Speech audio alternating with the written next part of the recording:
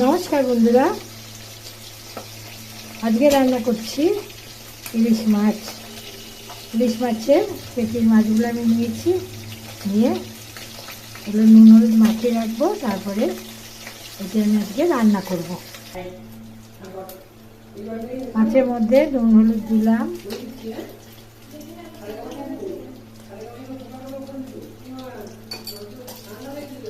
এটা মাখিয়ে নেব।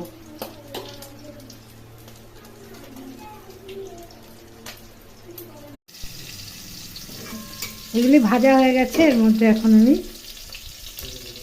মাছগুলো দিয়ে দেবো।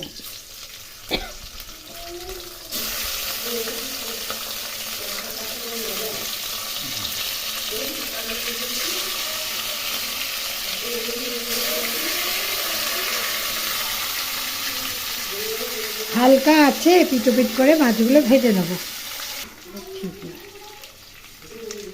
ঠিক আছে।